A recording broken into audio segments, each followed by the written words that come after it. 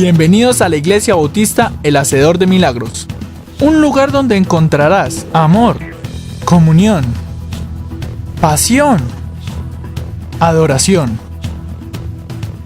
palabra fresca y sobre todo, un profundo amor por Dios.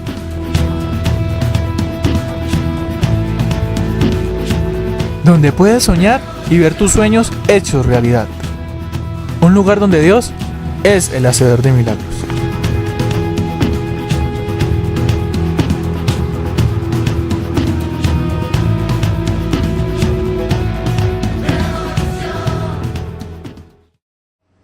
Bueno, vamos a arrancar la palabra en esta mañana y vamos a pedirle al Señor que nos guíe, que nos enseñe, que nos instruya,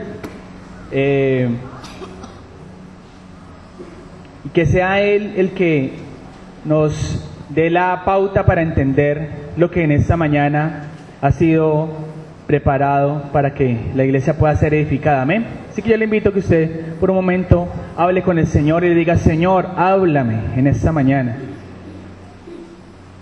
Espíritu Santo, cumple tu obra en mí. Enséñame, instrúyeme, abre mi entendimiento, revélame la palabra y permíteme ponerla por obra en mi vida. Muchas gracias, Señor, porque tú eres bueno y porque para siempre es tu misericordia. Bueno, el día de hoy, iglesia, el pastor me ha pedido predicar de un tema que regularmente se toca en las iglesias y que es un tema que ha venido siendo muy maltratado en algunos campos por interpretaciones ajenas a la bíblica. Cuando hablo de interpretaciones ajenas a la bíblica, son interpretaciones que asumen las personas que creen que porque leyeron un pedacito de la Biblia ya saben el asunto.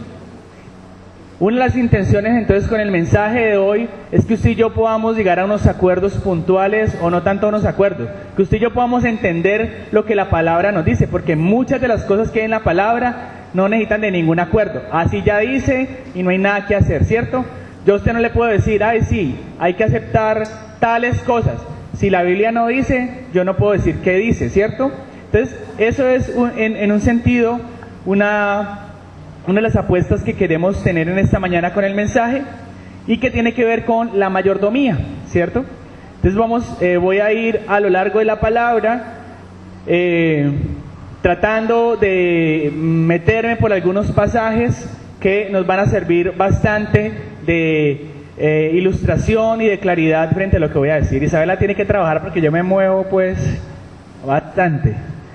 Ya qué bueno que los niños y los adolescentes le están sirviendo al Señor ya en el Ministerio de Medios. Los que quieran animarse a seguir camellando en el asunto, pues no sino que busquen a César al final y puedan ahí aprender a hacer su toma de fotografías, el tema de video, el tema de manejo web, el manejo de la página web www.elhacedordemilagros.com, para que la visiten también. Amén. Entonces al tema le he puesto así, yo creo que ya estaba como dormido y ya dije: uy, bueno, está chiste. El tema se llama: hey, soy José, el mayordomo. Y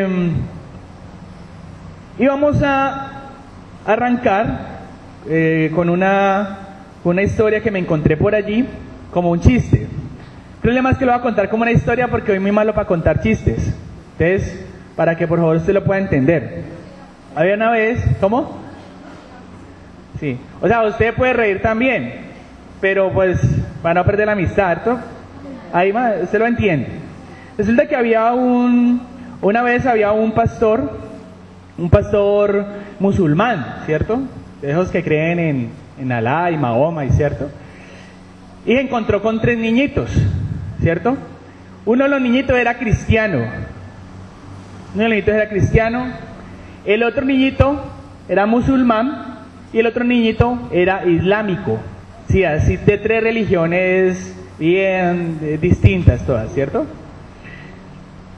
Entonces el pastor musulmán dice: bueno, niños, venga, hagamos una cosa. Yo le voy a dar el regalo que usted quiera a cualquiera de los 3 si me dicen cuál ha sido el hombre más importante de la historia. Entonces, bueno, arrancó por el niñito musulmán para darle la oportunidad.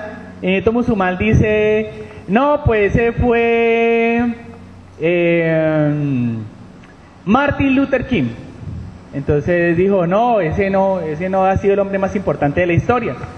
Le preguntó entonces al otro niñito, al que era islámico, y el niñito islámico le dice, no, el hombre más importante de la historia ha sido Superman. Tampoco el asunto. Entonces, el niñito cristiano se puso ahí, le preguntaron, le dijo, bueno, ¿y cuál es el hombre más importante desde la historia? Y el cristiano dice, yo sé, le voy a decir, llama Mahoma. Entonces, claro, el musulmán sacó de una, vaya y vamos a comprar un regalo, pues. Y bueno, cuando llegó a la casa con el regalo, el niñito le cuenta al papá cómo fue que se ganó la plata. Entonces el papá le dice, pero mijo, nosotros somos cristianos, usted sabe que el hombre más importante de la historia es Jesús. ¿Y usted por qué le dijo a este señor que era Mahoma? Entonces el niñito le responde de la siguiente manera, vea, lo que pasa es que Jesús es Jesús y los negocios son negocios.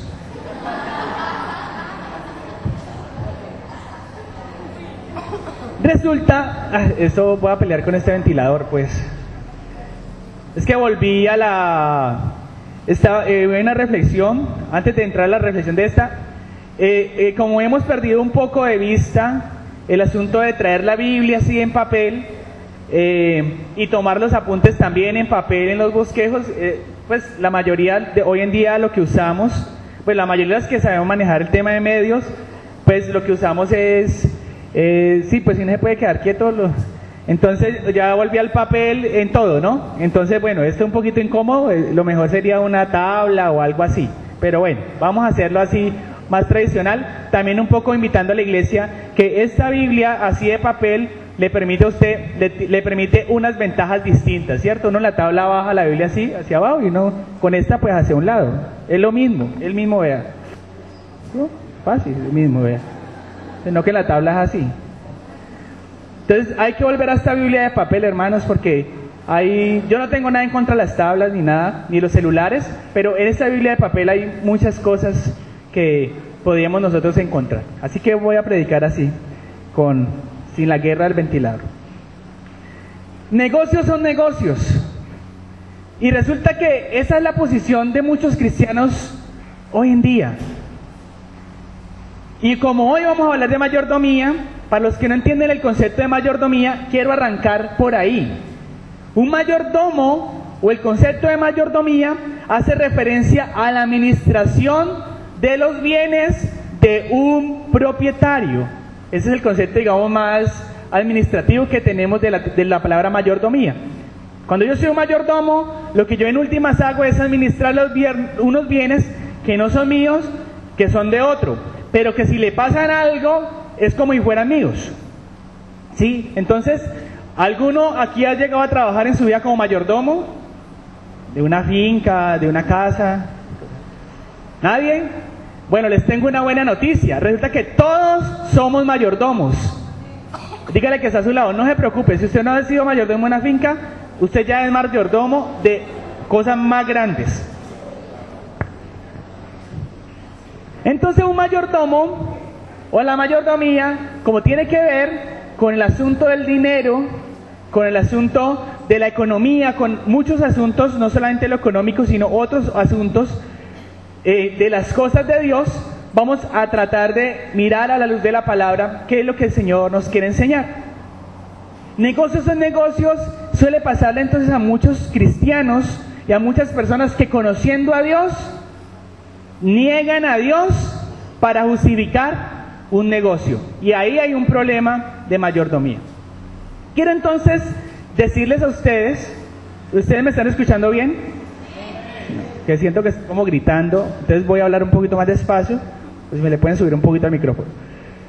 Entonces, alrededor del asunto de administrar las cosas de Dios, de ser mayordomos de las cosas de Dios, hay algunas cosas, algunos elementos que yo quisiera poder aclararle a usted para que la palabra pueda ser más fluida. Lo primero que quiero aclarar y lo primero que quiero que usted pueda entender que ya hice referencia, es que nosotros, usted y yo, somos mayordomos de lo que Dios nos ha entregado. Y aquí viene el primer mito a tumbar. Porque lo que le han venido enseñando a la gente es que Dios nos dio. Dios me dio, es mío, esto es mío, yo lo voy a pisar porque es mío. Entonces, yo digo, el primer tema que hay que comenzar a desmontar es que nada de lo que yo tengo es mío. ¿De quién es? Y ahí viene el primer asunto, porque yo puedo pensar que el niñito es mío. No es mío. ¿De quién es? No es de la mamá, es de Dios, ¿cierto? Ni siquiera es de la mamá, porque si usted se fija, cuando uno se muere, ¿quién se lleva a los hijos? ¿Quién se lleva la casa? ¿Quién se lleva el carro? Nadie. Así llevar a las llaves del carro en el bolsillo, no se las va a llevar porque ¿cómo lo va a aprender? Entonces, el asunto y el primer tema que yo quiero que usted pueda entender en la mayordomía es que las cosas no son mías. Y quiero mostrarle dos pasajes en la palabra para que nos pueda reafirmar. Ageo 2, versículo 8. Ahí el DJ nos ayuda con el versículo.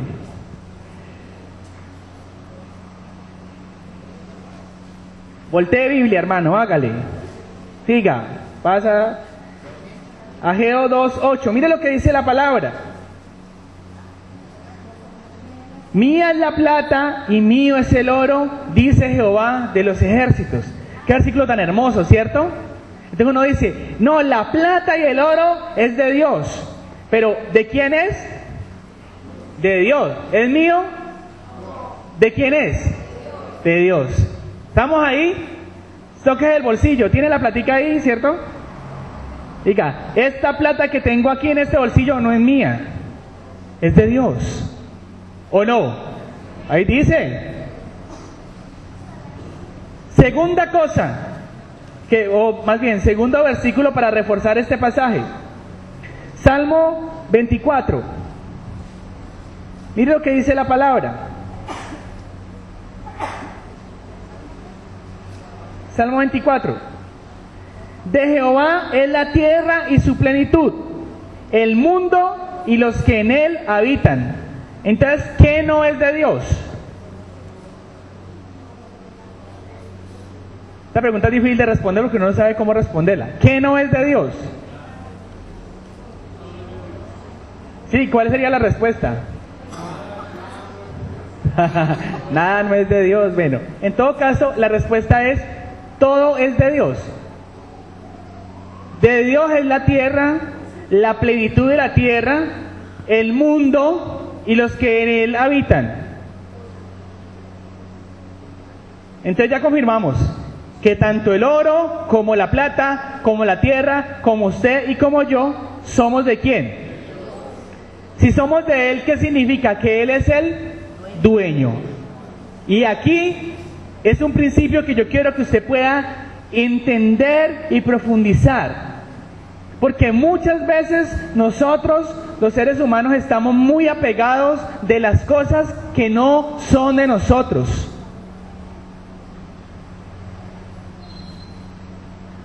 Y por eso es que no administramos las cosas bien, porque pensamos que son de nosotros, cuando la realidad es que las cosas son de Dios. ¿Sí o no? Dios le da a usted y le quita, porque Él es el dueño, Él verá. Así es Él. ¿Sí o no? ¿Usted sabe? El segundo principio que yo quiero que usted pueda entender en esta mañana, antes de acercarnos a la mayordomía, es que las finanzas de Dios siempre van a ajustarse a principios de Dios. Y esos principios de Dios son innegociables. Y aquí le quiero aclarar el asunto. Por ejemplo, ¿usted cree? Es una pregunta que le hacen mucho a uno. Vea, lo que pasa es que el Señor se consigue la plata de una forma ilícita y la viene y la trae a la iglesia. ¿Usted cree que eso es bien visto a los ojos de Dios? Entonces uno podría decir, ay no, pues la Biblia dice que lo de los injustos será para los justos, desde allá. Pero yo le quiero decir una cosa, esas finanzas que no están bajo la lente y el principio correcto de Dios, no es un dinero que se reciba como un sacrificio delante de Dios. El dinero que se recibe como un sacrificio delante de Dios es el dinero que costó trabajo. Era solamente para ilustrarle hasta un principio.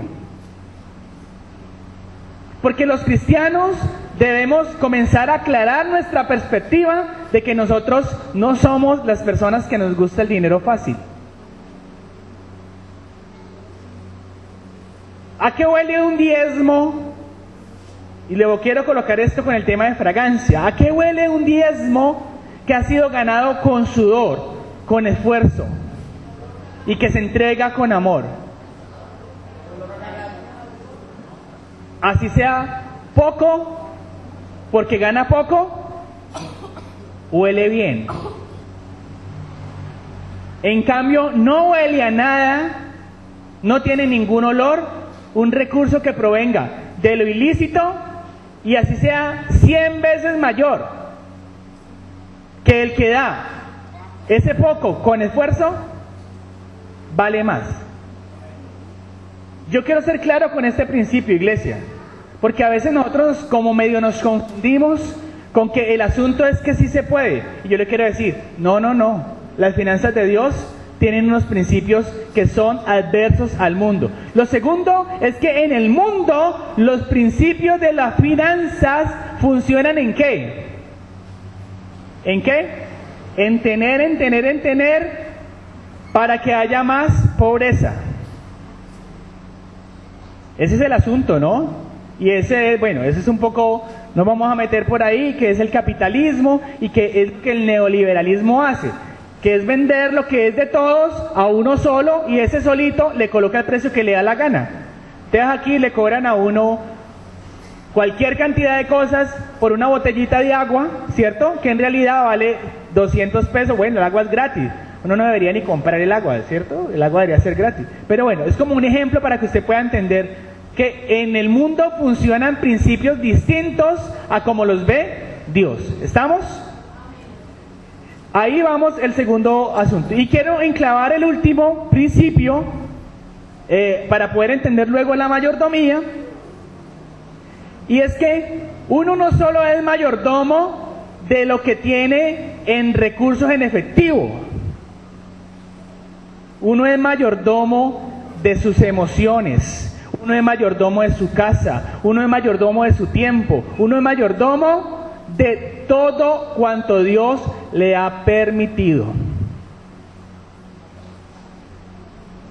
O administrador, es la misma palabra, ¿sí? Sino que mayordomo se le dice más en la Biblia. Mayordomo de todo. ¿Usted sabía que usted también tiene que rendir cuentas de su tiempo?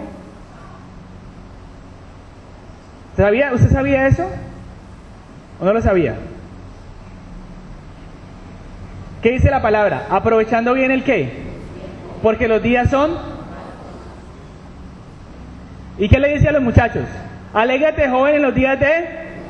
Antes que vengan qué. Los años malos, de los cuales diga, no tengo en ellos contentamiento. ¿Eso qué quiere decir? Que el tiempo también hay que administrarlo. Entonces, no solamente somos mayordomos de lo material que Dios nos ha entregado, sino que también somos mayordomos de todas las áreas de nuestra vida. Porque de Dios es todo. Fíjese que uno sale siendo también mayordomo de los hijos, los que tienen hijos. Pero también sale siendo mayordomo de la familia. Somos encargados de administrar todo cuanto Dios nos ha entregado.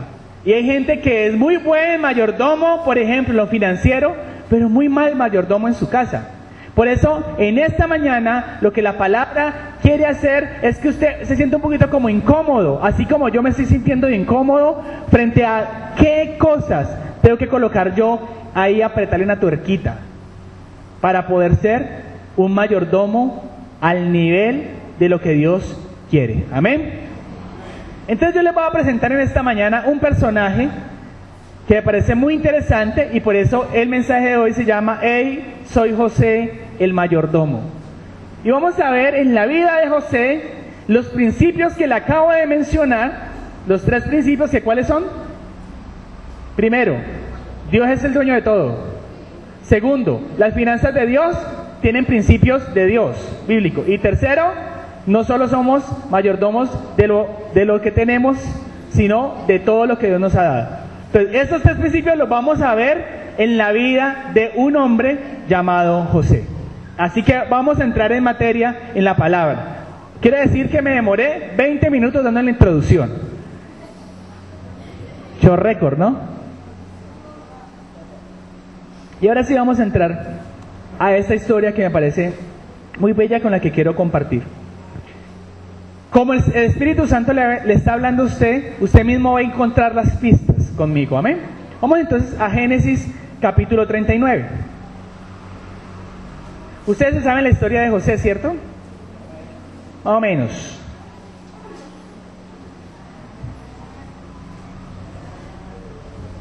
Para los que no se la saben, la pueden estudiar desde Génesis 37 en adelante. Entonces, vamos a mirar un primer nivel de mayordomía puesto en práctica, para que usted vea de qué se trata el asunto de la mayordomía. Génesis 39, versículo 1 al 6. Llevado pues José a Egipto, para contexto de los que no saben, los hermanos lo vendieron porque era el preferido del papá. Y lo hicieron pasar por un momento, pero mentiras que lo vendieron. Y esos que lo vendieron, se lo llevaron para Egipto. Y se lo vendieron a un señor que se llamaba Potifar. Y ahí el versículo 1 nos va a ubicar en ese asunto. Llevado pues José a Egipto, Potifar, un egipcio oficial del faraón, capitán de la guardia, lo compró. ¿A quién compró? A José. Lo compró de los ismaelitas que lo habían llevado allá.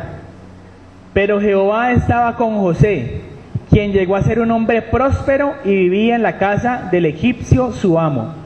Vio su amo que Jehová estaba con él, que Jehová lo hacía prosperar en todas sus empresas. Así halló José gracia a sus ojos y lo servía. Lo hizo mayordomo de su casa y entregó en su poder todo lo que tenía. Desde el momento en que le dio el encargo de su casa y de todo lo que tenía, Jehová bendijo la casa del egipcio a causa de José. Y la bendición de Jehová estaba sobre todo lo que tenía, tanto en la casa como en el campo. Él mismo dejó todo lo que tenía en manos de José y con él no se preocupaba de cosa alguna, sino del pan que comía. Dejémoslo esto ahí. Primer puesta en práctica de la mayordomía: fiel en lo poco. Llega José, hermanos, a una ciudad que no era la de él.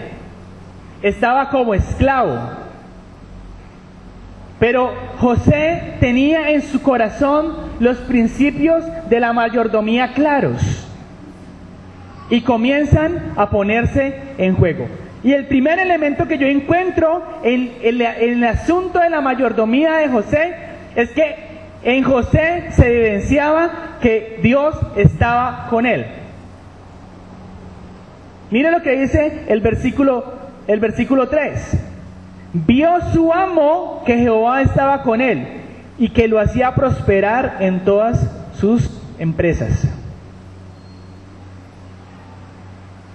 ¿Cómo? Y yo me preguntaba, ¿cómo la gente puede ver que Dios está con usted?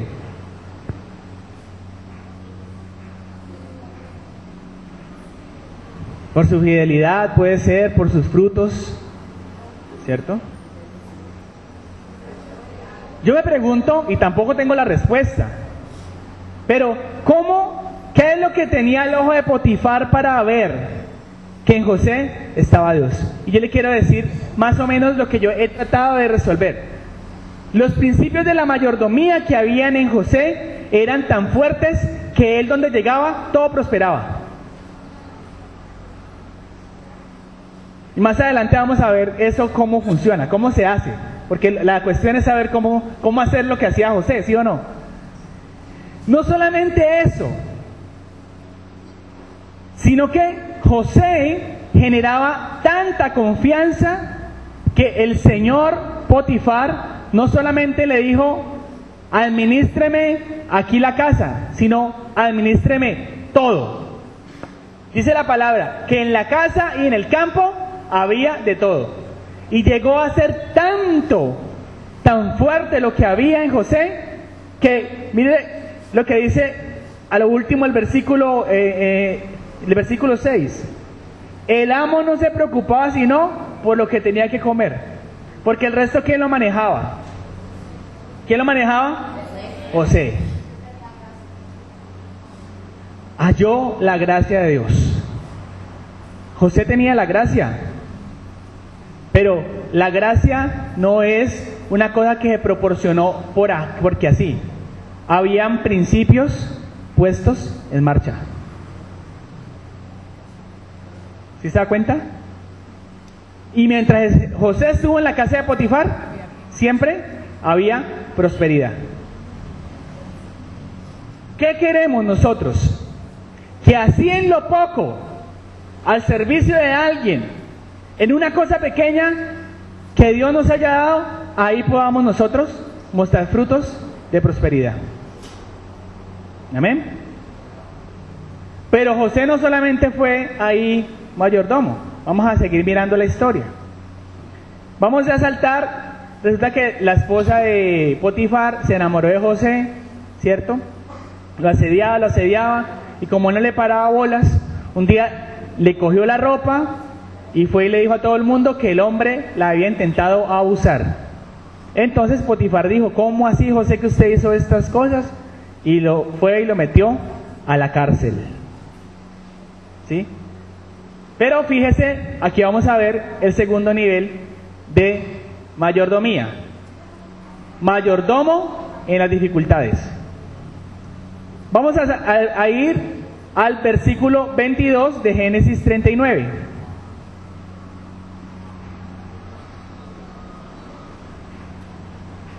El jefe de la cárcel puso en manos de José el cuidado de todos los presos que había en aquella prisión. Todo lo que se hacía allí, él lo hacía. No necesitaba atender el jefe de la cárcel cosa alguna de las que estaban al cuidado de José, porque Jehová estaba con José y lo que él hacía, Jehová lo prosperaba. ¿Usted puede imaginar qué puede prosperar en una cárcel? ¿Usted ha llegado a ir a la cárcel? ¿Sí o no? ¿Qué puede prosperar en una cárcel? Además del hambre. José llegó como prisionero a la cárcel, pero la unción de mayordomía que había en José hizo que el jefe de la cárcel dijera, no, pues prácticamente yo me puedo ir, y usted prácticamente José era el carcelero, a pesar de que estaba en prisión. Y vemos ahí nuevamente la puesta en práctica de un proceso de mayordomía. Yo ahorita voy a desbaratar cuáles son las cosas entonces que hacía José para que esto pasara. Pero quiero que usted entienda que sí se puede. Entonces ya vemos, fue fiel en lo poco, ¿cierto? Mayordomo en lo poco, mayordomo en la dificultad. Bueno, José quedó ahí en la cárcel, estuvo unos añitos ahí. Todo lo que hacía Jehová lo prosperaba. Es muy interesante, porque fíjate que, y quiero hablar de estas dos condiciones, hay gente que teniendo poco, no logra ser mayordomo de lo poco.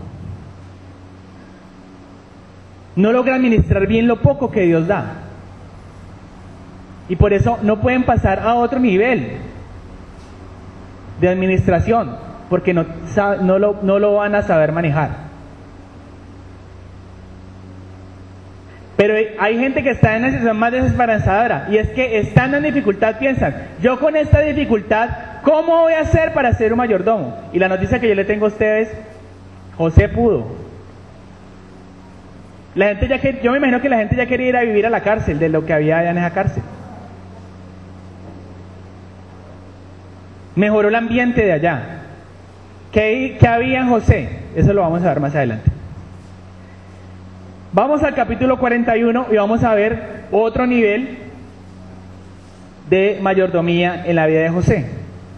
Génesis 41, vamos a leer los versículos 39 en adelante.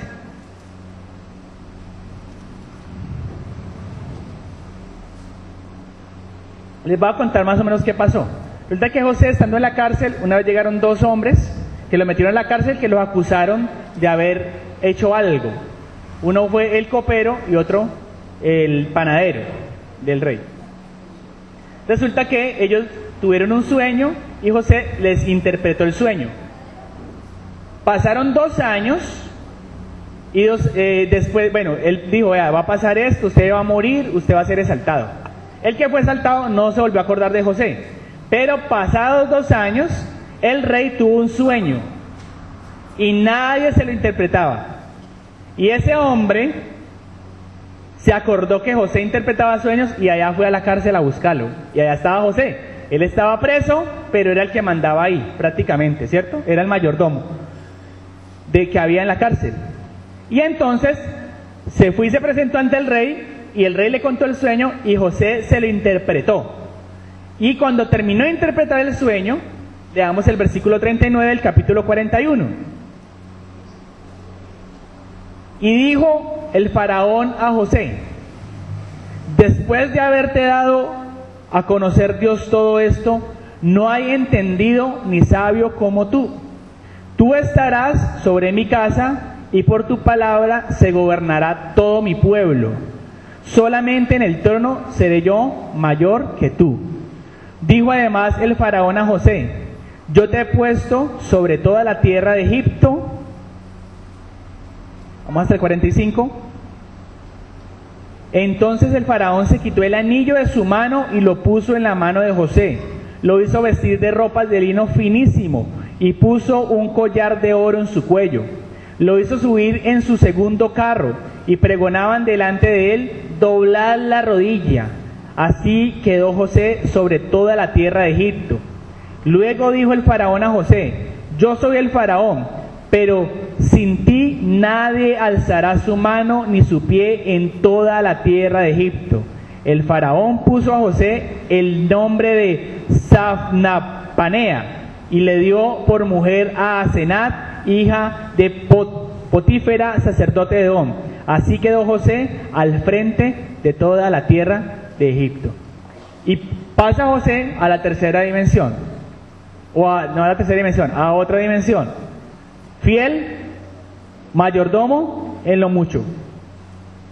Ahí entonces vamos a mirar en la vida de José que hay unas características bien puntuales de lo que él hizo como mayordomo de ese mundo de cosas.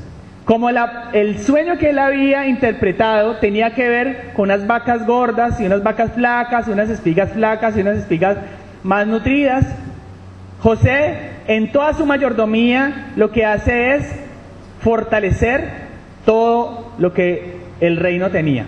Y encontramos aquí varias características. 1, tenía una sabiduría administrativa profunda. Por eso el faraón le dice, no hay más sabio que usted sobre toda esta tierra. Lo segundo que hace es ponerlo en una posición de honra. Pero lo tercero que hace, y vamos a mirarlo en el versículo 55, cuando se sintió el hambre en toda la tierra de Egipto, el pueblo clamó por pan al faraón. Y dijo el faraón a todos los egipcios, id a José y haced lo que él os diga. Se volvió la respuesta para un pueblo. Porque cuando usted y yo somos mayordomos, nos podemos ver la respuesta, no solamente para nosotros, sino la respuesta para una nación. Ahí vemos entonces el otro proceso de José. Entonces ya vimos, en lo poco, en la dificultad, en lo mucho, no solamente ahí, también fue mayordomo en la familia. Vamos a mirar más adelante en el capítulo 45. Por eso había que traer Biblia, porque vamos a voltear por toda la Biblia.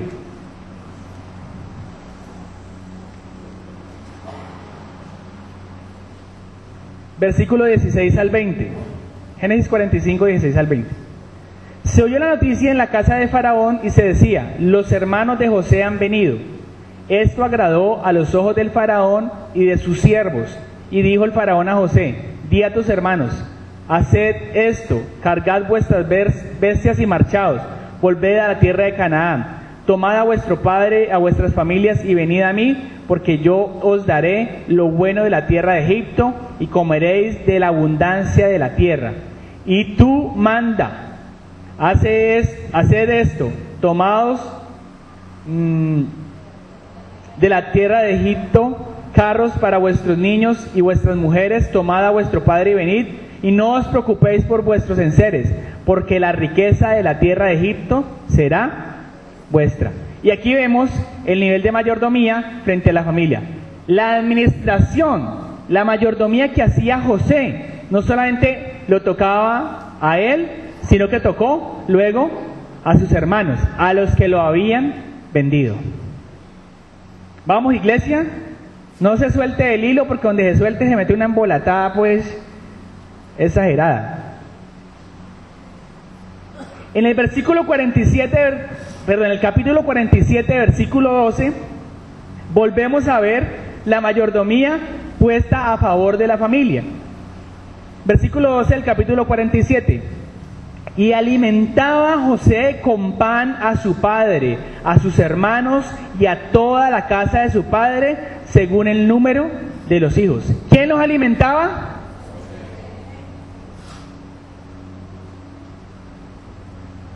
¿Qué había en José?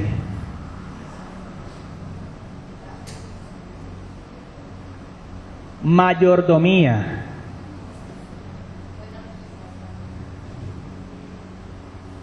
Mayordomía. Administración.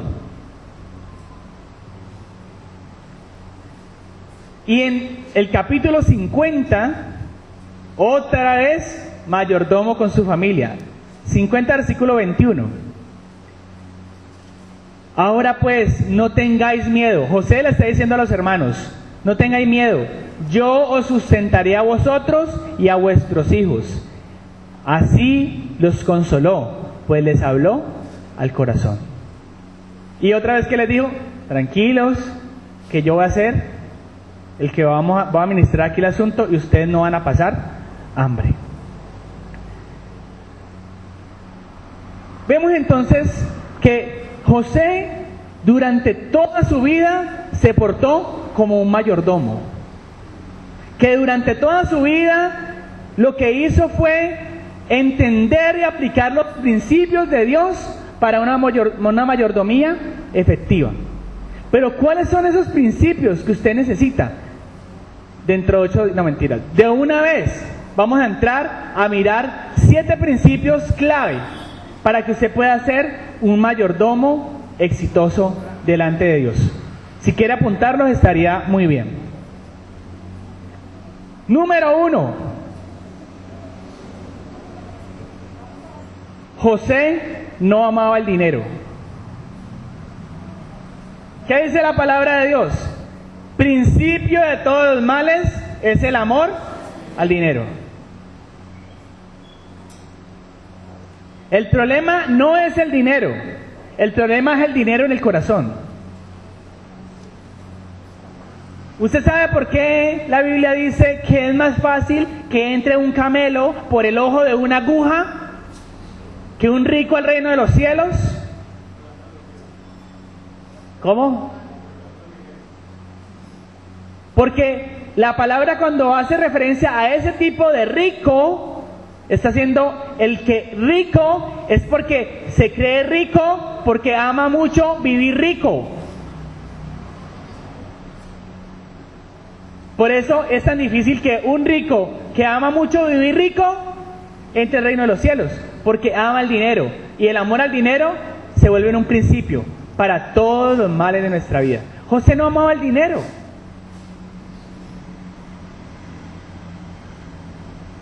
Su principio, su orientación, su clave era entender que el dinero se dio para que nosotros lo administremos, no para que nos adueñemos y lo amemos.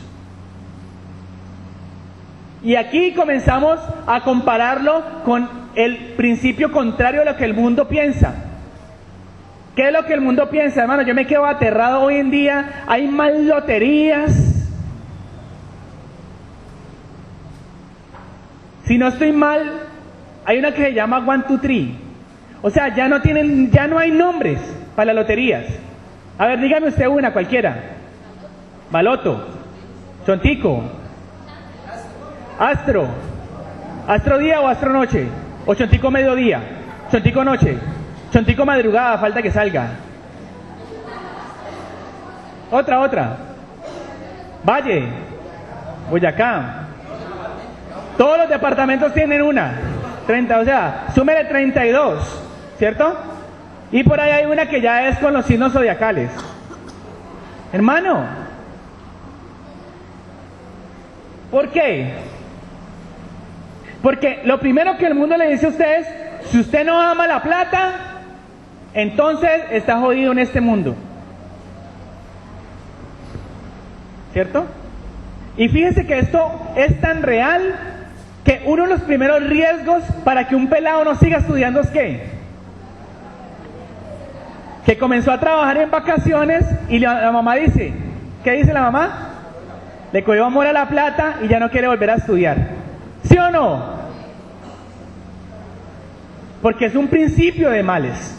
Pero José no amaba al dinero más que a Dios. Él sabía que Dios lo podía tener a él en la cárcel como esclavo o ser el segundo más importante de todo Egipto, y el dinero nunca iba a ser una cosa que entrara en su corazón. ¿Estamos? Entonces, principio número 1, no amar el dinero. Segundo principio que hay en la vida de José. José tenía claras las prioridades. Y le voy a mostrar en la palabra de Dios que sí. ¿Qué dice la palabra? Antes de ir aquí, ¿qué dice la palabra de Dios en Proverbios 3:10? Honra a Jehová ¿con qué? Con tus bienes y con las primicias de todos tus frutos. En otras palabras nos está diciendo a quién es que uno tiene que priorizar al respecto de sus finanzas. A Dios. Dios es primero. Y José tenía clara esas prioridades. Capítulo 49, versículo 22. Perdón. Capítulo 47, versículo 20. Capítulo 47, versículo 20. 20 al 22. Entonces compró José para el faraón toda la tierra de Egipto, pues los egipcios vendieron cada uno sus tierras, porque se agravó el hambre que pesaba sobre ellos. La tierra pasó así a ser del faraón, y al pueblo lo hizo pasar a las ciudades de un extremo al otro del territorio de Egipto. Solamente la tierra de los sacerdotes no compró, por cuanto los sacerdotes recibían trigo del faraón y comían del trigo que el faraón les daba, por eso no vendieron su tierra. Los sacerdotes en ese tiempo eran los que recibían el ¿qué? El diezmo. ¿Y qué hacía José con los sacerdotes? Los alimentaba, y además, él teniendo el poder de comprar la tierra, no se los compró, porque José diezmaba. Ellos no pasaban hambre. Él se encargó de ellos. En ese tiempo, bíblicamente, según la ley del Deuteronomio, el diezmo era para los sacerdotes y lo usaban para la manutención de ellos. Y usted se fija en la palabra de Dios que frente al asunto del diezmo, José no escatimaba en dar su diezmo al Señor. Y tenía organizadas sus prioridades. Primero Dios y segundo, su casa. Primero, en los términos administrativos, lo que administraba, sacaba lo de Dios. Y segundo, lo de su casa. Y así es 2 pistas de la mayordomía. Para usted ser un buen mayordomo, además de no amar el dinero, debe tener las prioridades claras. Primero Dios, segundo, la casa. ¿Sí o no? ¿Estamos? Sigamos. Quiero aquí abrir un paréntesis. Yo les dije al principio que esto lo estaban enseñando mal, hoy en día. Resulta que hoy en día, varias, corrientes, yo le voy a decir corrientes de pensamiento porque ni siquiera son corrientes bíblicas, dicen que el diezmo no debe darse. ¿Y se refugian en qué? En que la Biblia, en el Nuevo Testamento, no habla del diezmo. ¿Cierto? Y como en el Antiguo Testamento, el diezmo se daba por una ley y que queda abolido en la nueva ley. ¿Cierto? Si usted lo mira desde un punto de vista lógico, como los jóvenes lo vieron allí, ay no, pues es muy lógico. Pero yo le tengo una noticia, es que el diezmo cuando nació, no nació como una ley.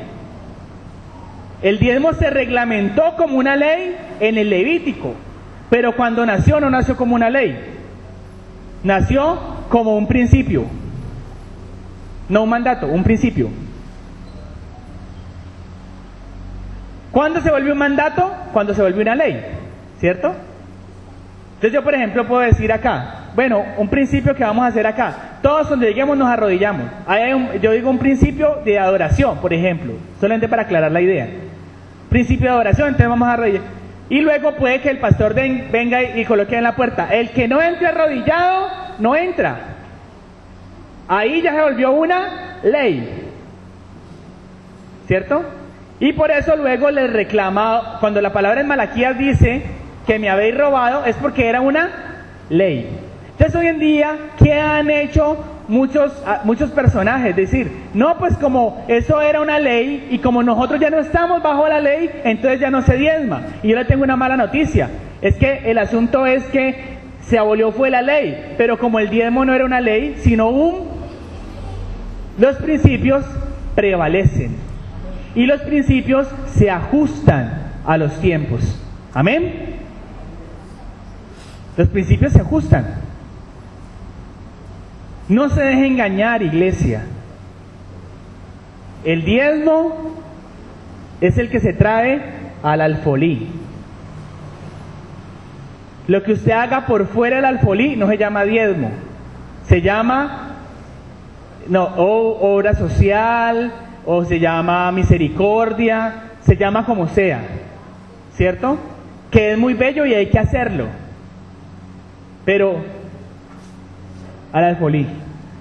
Fíjense que José, en su principio de diezmador, cuando José estaba haciendo esto, la ley frente al diezmo no estaba muy estipulada, no estaba regada, no aplicaba para Egipto porque Egipto era otra tierra, ¿sí o no? La ley del diezmo no aplicaba para los egipcios, aplicaba para el pueblo que estaba con Moisés. ¿Y qué? Aún así, ya José lo implementaba como un principio. ¿Qué hacía? Iba y sostenía a los sacerdotes y no les quitó la tierra. ¿Está entendiendo, iglesia? Por eso José era lo que era. Pero apenas vamos por el segundo. Son 17. No, mentiras. No menos. Siguiente principio. El principio del trabajo. Hermanos, eso sí hay que decirlo. La Biblia dice: el que no trabaja y José era camellador. Usted, miren la palabra de Dios, esto tan interesante que hay cuando él estaba en la cárcel. Capítulo 39, versículo 22. El jefe de la cárcel puso en manos de José el cuidado de todos los presos que había en aquella prisión. Todo lo que se hacía allí, ¿quién lo hacía? No, se la montaron también porque ¿cuántos trabajadores tenían que tener en esa cárcel? Y él dice que era todo lo que él lo hacía. O sea, el jefe de la cárcel no trabajaba. No, él hacía todo. Usted, hermano, ahí acostado en una hamaca es muy bueno. Pero, hermano, a no ser que usted esté jubilado, en esa hamaca no se puede quedar mucho tiempo. ¿Cierto? Bueno, si no está jubilado, ya relax. Porque ya trabajó, ¿cierto? Pero si no, hay que trabajar. Este es un principio innegociable, hermanos. Lo que pasa es que el trabajo tiene muchas formas de verse, ¿cierto? Hay trabajo no formal, hay trabajo formal, hay trabajo independiente. La cuestión, hermano, es que uno es mejor madrugar a trabajar, ¿cierto? A moverse. Porque ahí hay un principio de mayordomía. Usted mira en toda la historia de José, tanto en la casa de Potifar. Mira, en la casa de Potifar, Potifar se relajó tanto con la trabajadera José, que por lo único que preocupaba a Potifar era ¿por qué? Por comer. ¿Y sabe por qué era lo único que le preocupaba al faraón? Por nada, porque todo se lo mandaba. Lo único que preocupaba al faraón era que con tal que José no vaya a volver el faraón, todo está bien. Incluso cuando fueron al faraón, vea, la gente tiene hambre. Ah, no, vayan donde José, todo lo que les diga hagan. Camellador. Y ese es un principio de la mayordomía, el trabajo. ¿Estamos, hermanos? Claro, cuando uno trabaja tiene que sudar, pero así Dios lo quiere. ¿Estamos? Que no perdamos esto de vista. Quiero aprovechar este paréntesis porque me acordé de algo. A pesar que hay que trabajar, el trabajo no debe sustituir mi relación con Dios nunca. Me acordé del chiste, iba una vez en un ascensor y una muchacha estaba contando un chiste y nadie lo entendió, yo sí lo entendí. Entonces yo me reí solo. Que una vez un hermano fue a la iglesia y todos los domingos iba a la iglesia y se arrodillaba: Dios mío, dame un carro, Dios mío, dame un carro. Ahí insistiendo y hasta que Dios le dio un carro. Entonces al siguiente domingo de que le dio el carro, el hermano no fue a la iglesia. Entonces lo llamó el pastor y le dije: ¿qué hermano? ¿Usted por qué no fue a la iglesia? Porque me quedé lavando el carro. ¿Tampoco lo entendieron? Ah, no. Bueno, eso lo van entendiendo con la unción del Espíritu Santo. Más adelante.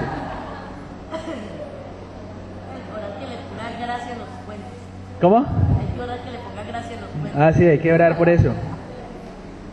Pero así pasa a veces con el trabajo, ¿cierto? Le pedimos a Dios un trabajo y luego no vamos a seguirle sirviendo al Señor por el trabajo. Aquí el trabajo también necesita tener mayordomía.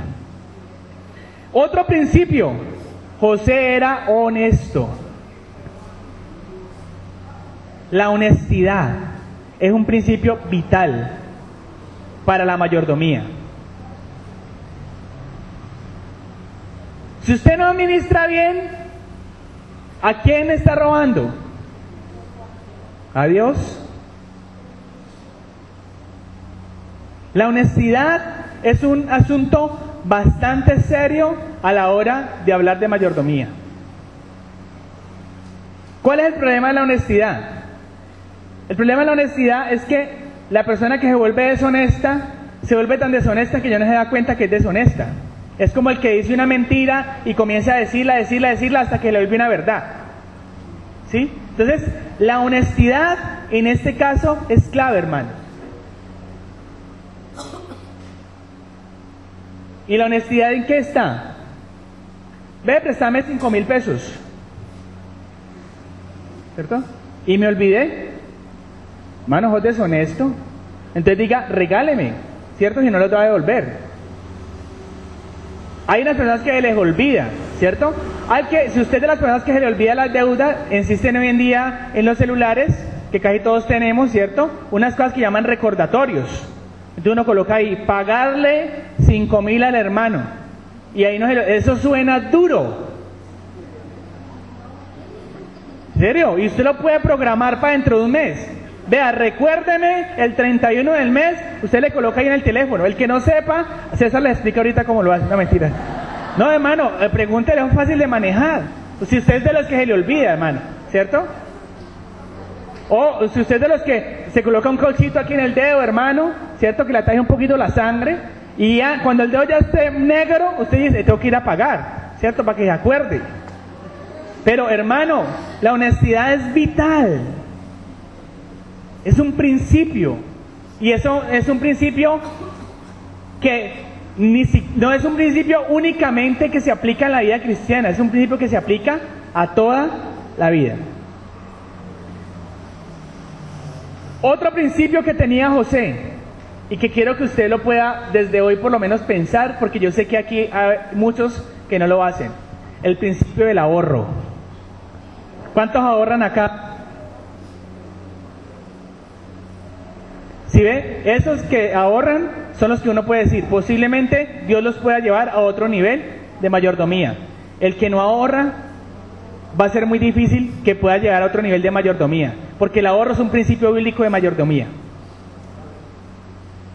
¿Qué cómo hago para ahorrar? Hermano, así como hace para meterse en deudas, haga ahorrar. Es lo mismo.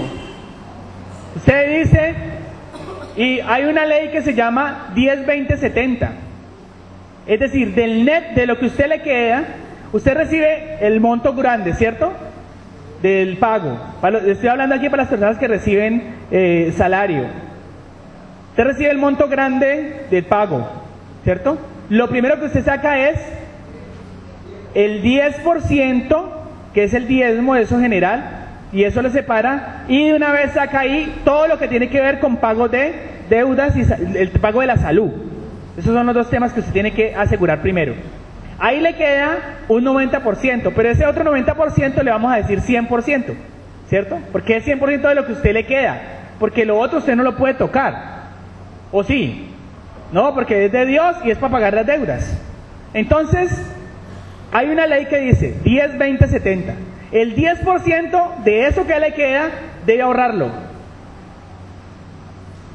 El 20% de eso que le queda es para cubrir otras cositas como ropa, vestido, cosas como esas, ¿cierto? Aunque ropa y vestido lo mismo. Y el 70% es para sostener el resto de la casa. ¿Sí pilla? Entonces, cuando en su endeudamiento está por encima del 40% de todo lo que usted le queda, usted ya está en rojo, entonces no va a poder ahorrar. Pero si usted, así como separa el diezmo, separa el ahorro, hay un principio ahí. Y la Biblia nos lo reafirma en el libro de Proverbios, capítulo 6. ¿Y qué dice la palabra? A mí me encanta cuando la palabra nos compara con los animales, porque en la naturaleza hay mucha sabiduría. Proverbios 6. Mira la hormiga perezoso, observa sus caminos y sé sabio. Ella, sin tener capitán, gobernador ni señor, prepara en el verano su comida, recoge en el tiempo de la siega su sustento. Un mayordomo de Dios, el principio de la mayordomía es el ahorro. Es uno de los principios. Que es muy difícil, hermano, claro, es difícil. Pero si usted no ahorra, no está listo para hacer un ejercicio de mayordomía serio y claro. Y aquí no le estoy haciendo propaganda a nadie que compre los títulos de fulanito, que nada, no le estoy diciendo, hermano. Usted ahorre, así sea debajo del colchón, pero ahorre. Porque eso es lo bíblico. ¿Y por qué José era una persona que prosperaba en todas sus empresas?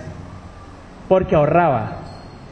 Fue tan ahorrador José que 7 años se encargó de construir unas bodegas. Ojo con esto.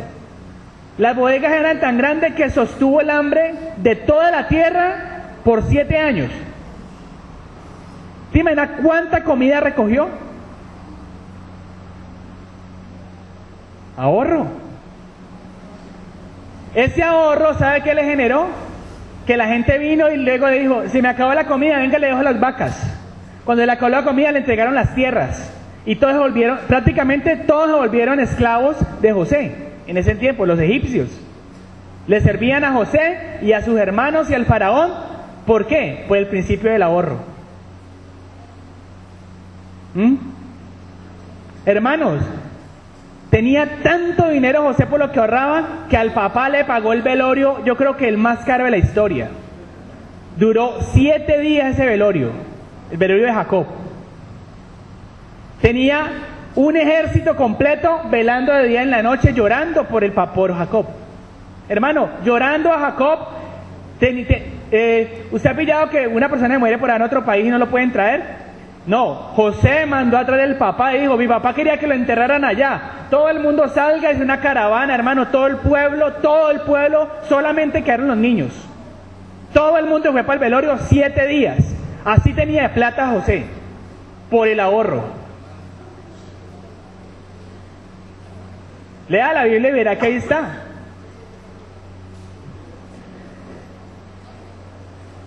Sexto principio, el principio de compartir. Hermanos, si usted tiene, y aquí es donde se diferencia el compartir del diezmo. Una cosa es dar el diezmo, otra cosa es compartir las bendiciones que Dios le ha entregado a ustedes. Y una palabra que Dios en estos días me cacheteó, pues, porque por ahí tengo una culebrita que no me ha pagado, pues, una plata de tiempo. Y me lo encuentro, ¿qué hubo, Pachito? Y yo, pero yo no le cobro porque yo soy más malo para cobrar, pero yo no le presto a nadie porque soy muy malo para cobrar. Entonces yo le decía al Señor, Señor, ¿por qué no me querés tocar el corazón a este man para que me pague? Entonces el Señor me dijo, porque pedirán prestado de ti, pero usted a nadie le va a pedir prestado. Deuteronomio 28. Dígame, hermanos, es bíblico. Pero no es por orgullo, es porque hay una promesa para usted y para mí. Deuteronomio 28:12. Te abrirá Jehová su buen tesoro, el cielo, para enviar la lluvia a tu tierra a su tiempo, y para bendecir toda la obra de tus manos. Prestarás a muchas naciones y tú no pedirás prestado. Yo le dije, bueno, Señor, amén, pídame prestado, pero no tengo, pero por ahora a nadie le va a pedir prestado. Antes tengo que, ¿qué? Compartir. Si Dios te lo bendice, comparta, hermano. Me da tristeza a veces, estoy trabajando en unas jornadas y eso se lleva refrigerio, hermano. Eso yo creo que eso es para darle a un mundo de gente. Y a veces la gente no llega y uno se queda ahí con ese mundo de comida. Y bueno, lleve todo el mundo, de eso mejor dicho, la intención es que la gente pueda ser bendecida. Pero si usted tiene para compartir, no lo niegue. Hay gente que tiene por allá una chuspa con una ropa que va a regalar y hace 2 años la va a regalar. Pues regálela y punto. Tiene un vestido hace 15 años que algún día lo voy a usar. Lo ha usado 3 veces en su vida. Ya no lo va a usar. Compártalo. ¿Sí? Ten unos zapatos ahí que voy a usarlos, algún día los voy a usar. Pues regálelos. No, es que esos zapatos son para jugar fútbol. Nunca juega fútbol. Regálelos a un muchacho de un colegio que los necesite. Compartir. Y más entre la familia de la fe. Fíjense entonces que aquí hay principios que tenía José. Y que son principios que nos pueden servir a nosotros hoy y que son aplicables. Y último principio de José. José no se endeudaba. Como que, me pegaste por acá. José no se endeudaba. ¿Se quiere saber ser un buen mayordomo? No se endeude, hermano. Por lo menos no se endeude más allá de su capacidad de pago. Porque hoy en día, obviamente, por el mercado en el que vivimos, uno para poder comprarse una nevera, un televisor, o un carro, una moto, pues tiene que endeudarse. Claro que si uno ahorrara, no tendría que hacerlo. Pero bueno, el mercado, ojo, lo llaman a uno, vea, lo llamo de claro, que para que se endeude más conmigo. Cuando a mí me llaman dejo números así que comienza con 000 y luego 8, ay no, lo van a meter en una deuda. Y mismo yo escucho y yo no escucho y no, deuda. Yo le digo, no, mira, estoy más ocupado. Y me llaman todo el día hasta que yo les digo, vea, esta oferta está muy buena, pero yo no me voy a endeudar, punto. ¿Sí? Así es, vea, usted va a viajar, usted va a poder conocer el mundo con nosotros, solamente son 64,000 pesos mensuales. Y yo digo, deuda, no. Pero hay gente que ama las deudas, hermano. Pues como es mujer, va al banco de la mujer y piensa que por ser mujer le prestan. Y en serio le prestan, y después para pagar... No, en serio, usted va, no, soy mujer, vengo al banco de la mujer. ¿Cuánto necesita mi señora? No, 2 millones, listo. Pague 2 millones y pague 6 por esos 2 millones. Y como en 10 años.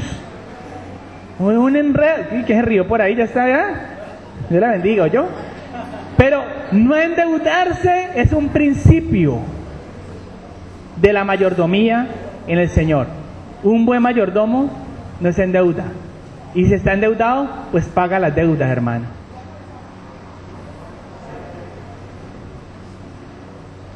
Hay 2 cosas con las que quiero terminar en esta mañana. Primero, Génesis 49, 22.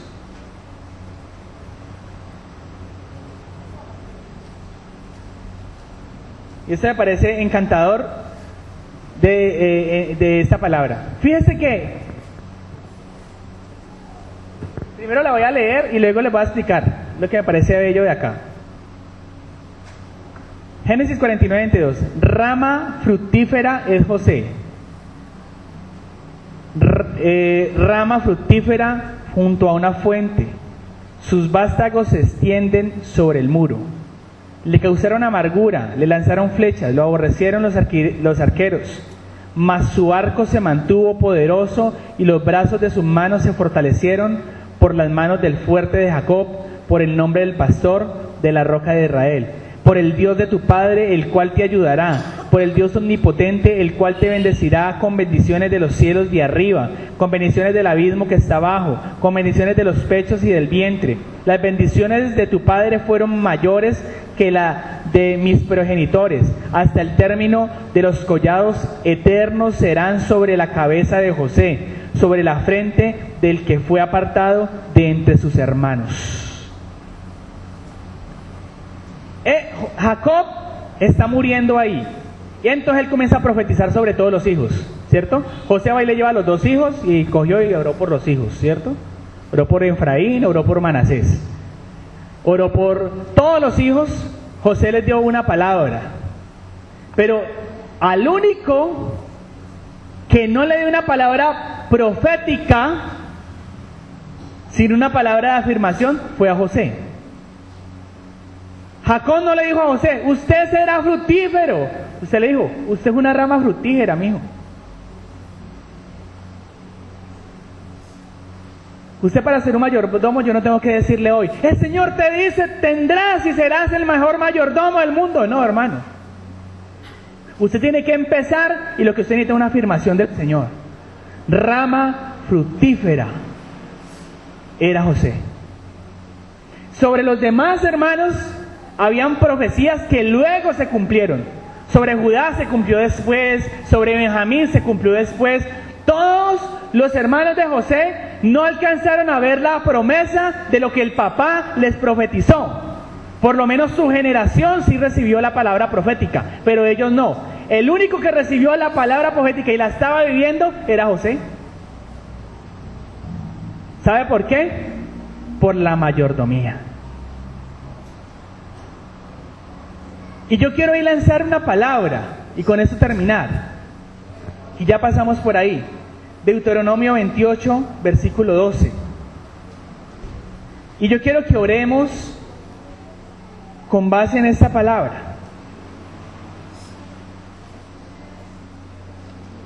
Hoy te dice el Señor, iglesia, Te abrirá Jehová su buen tesoro, el cielo para enviar la lluvia a tu tierra en su tiempo, y para bendecir toda la obra de tus manos. Prestarás a muchas naciones, y tú no pedirás prestado.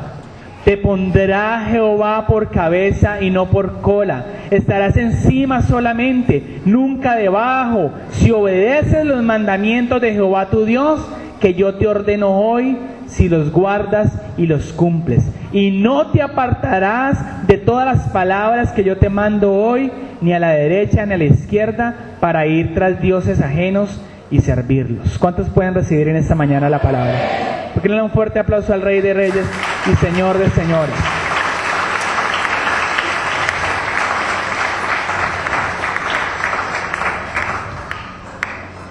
Hermano, yo quiero que, no es tanto que quiera, yo estoy desafiando a la iglesia para que comencemos a vivir estos principios. Yo hoy no le vine a hablar a usted solamente del diezmo, yo le vine a hablar de la mayordomía. Y entender que la mayordomía, lo dije al principio, no es solamente manejar el dinero. La mayordomía es manejar todos los asuntos de nuestra vida. No amemos el dinero.